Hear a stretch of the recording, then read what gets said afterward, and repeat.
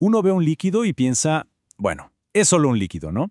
Pero la verdad es que en su interior se esconde un poder casi mágico, capaz de hacer cosas que desafían por completo la lógica.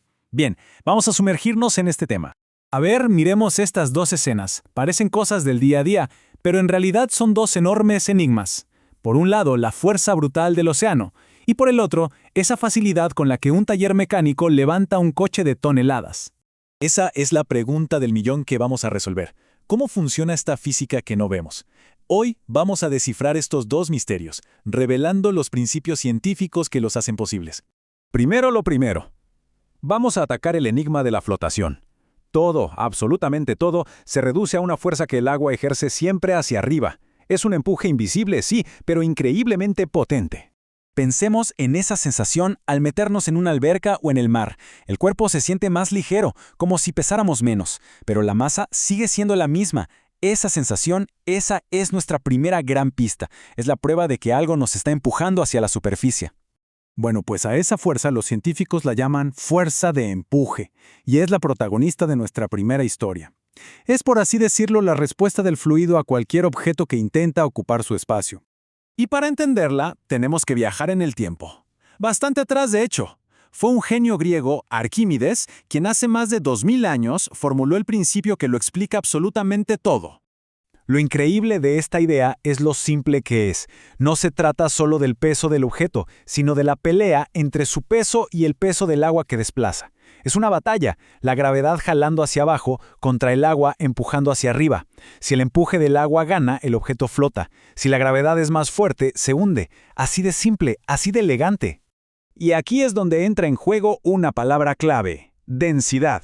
Imaginen un bloque de plomo y uno de corcho del mismo tamaño. Al tener el mismo volumen, desplazan la misma cantidad de agua, por lo que ambos reciben la misma fuerza de empuje. Pero claro, el plomo es mucho más denso, mucho más pesado. La gravedad gana por mucho. El corcho, al ser tan poco denso, es más ligero, y ahí la fuerza de empuje se lleva la victoria. Y ojo, que esto no es solo teoría. Los científicos lo comprueban todo el tiempo con experimentos muy precisos, como lo que vemos aquí. Se prepara un objeto, en este caso un cilindro, y se mide con exactitud para calcular su volumen.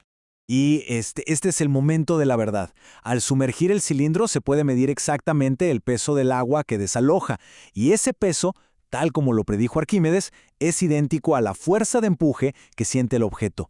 Una demostración brillante del principio en plena acción. Muy bien, primer misterio resuelto. Ahora pasemos al segundo. ¿Cómo es posible levantar un auto con tan poquita fuerza? Aquí la clave ya no es el desplazamiento, sino otra cosa, la presión. Para esto necesitamos a otro genio, Blaise Pascal. Su principio es fundamental. Básicamente dice que si presionas un fluido que está encerrado, esa presión se reparte uniformemente por todo el líquido, sin que se pierda nada. Es como un mensaje que llega al instante a cada rincón. Entonces, aquí viene la magia. Si aplicamos una fuerza pequeña en un pistón chiquito, creamos una presión. Según Pascal, esa misma presión se transmite a un pistón mucho más grande.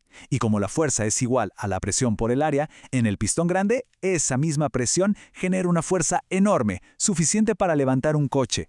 Es literalmente un multiplicador de fuerza. Esto puede sonar un poco abstracto, pero lo mejor es que se puede demostrar de una forma súper visual y muy sencilla. No necesitamos un taller, solo un par de jeringas de distinto tamaño, un pequeño tubo y un poco de líquido de color para que se vea bien. Con eso ya tenemos nuestro propio sistema hidráulico en miniatura. Y listo, ahí está la magia. Un empujoncito suave en la jeringa pequeña provoca un movimiento potente y con una fuerza tremenda en la jeringa grande. Es la prueba innegable del principio de Pascal. La fuerza se ha multiplicado. Así que, al final, estos dos fenómenos que parecían cosa de magia son el resultado de dos propiedades fundamentales de los fluidos. Son como dos superpoderes ocultos que hemos aprendido a usar. Hemos revelado los dos secretos. Por un lado, el principio de Arquímedes, que nos enseña que flotar tiene que ver con el peso del fluido que desplazamos. Y por el otro, el principio de Pascal, que nos muestra cómo multiplicar la fuerza a través de la presión. Y una aplicación fascinante del principio de Arquímedes es el submarino. Al llenar sus tanques con agua, aumentan su peso total para que sea mayor que la fuerza de empuje, y así se sumergen. Para emerger, expulsan el agua con aire comprimido, se hacen más ligeros y el empuje vuelve a ganar. Es un control maestro sobre esa batalla entre el peso y el empuje. Y así, volvemos al principio. Los barcos de acero flotan porque su forma desplaza una cantidad de agua cuyo peso es mayor que el del barco entero. Y los autos se elevan porque una pequeña fuerza se multiplica gracias a la presión en un fluido. Los misterios de la flotación y la presión resueltos. Pero esto nos deja con una última idea. La física está llena de estas fuerzas ocultas que gobiernan nuestro mundo. La próxima vez que alguien vea un barco en el horizonte o un auto en un elevador, recordará el increíble poder que se esconde en los fluidos. Y quizás surja la pregunta, ¿qué otras fuerzas invisibles están moldeando el mundo justo ahora?